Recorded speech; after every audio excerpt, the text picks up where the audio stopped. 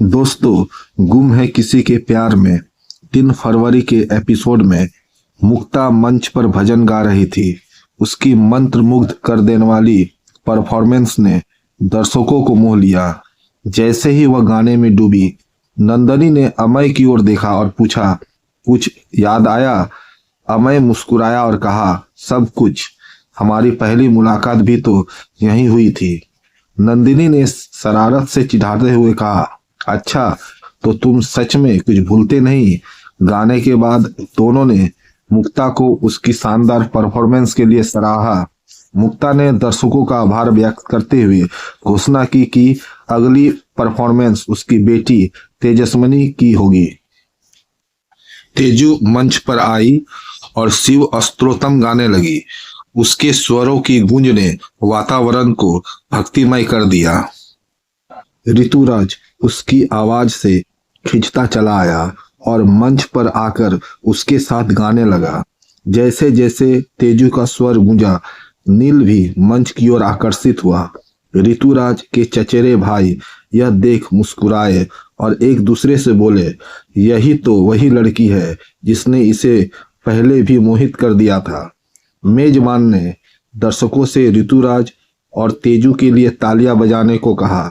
बाद में ऋतुराज ने तेजू की खुलेआम तारीफ की और उसकी मधुर आवाज की प्रशंसा की।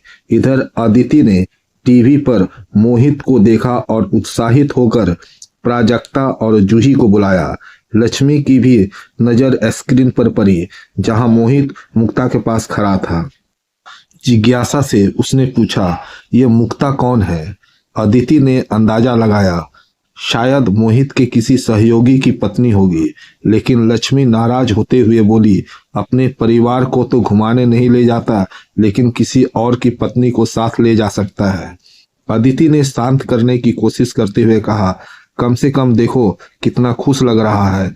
और माँ हमेशा चाहती थी कि मोहित की पत्नी को संगीत आता हो।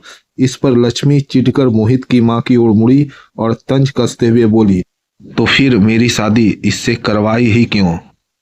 अदिति ने झुंझलाकर कहा, झगड़ा बाद में करना, अभी मैं मोहित को आराम से देखना चाहती हूँ।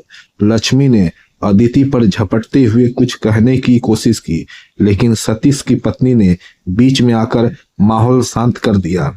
उधर ऋतुराज ने देखा कि तेजू ने गजरा नहीं पहना था। उसने पूछ लिया, तुमने गजरा नहीं लगाया? तुम्हारी माँ ने तो पहना था। तेजू ने जवाब दिया, सुबह पहना था, शायद कहीं गिर गया। ऋतुराज ने बिना समय गंवाए उसे एक गजरा थमा दिया और कहा, ये लो, अब पहन लो। तेजू मुस्कुराई और हामी भर दी।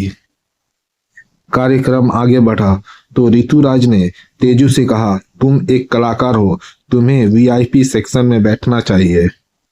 दोनों बातचीत करने लगे और अंततः ऋतुराज ने तेजू से उसका फोन नंबर मांगा। तेजू ने हंसते हुए नंबर दिया, लेकिन मजाक में कहा, मुझे तो लगता है तुम कभी कॉल ही नहीं करोगे, तुम्हारे पास तो ढेरों फैंस होंगे। ऋतुराज ने मुस्कुराकर जवाब दिया, यह देखकर ही पता चलेगा। दोस्तों, इसी तरह के अपडेट के लिए चैनल को लाइक और सब्सक्राइब करें।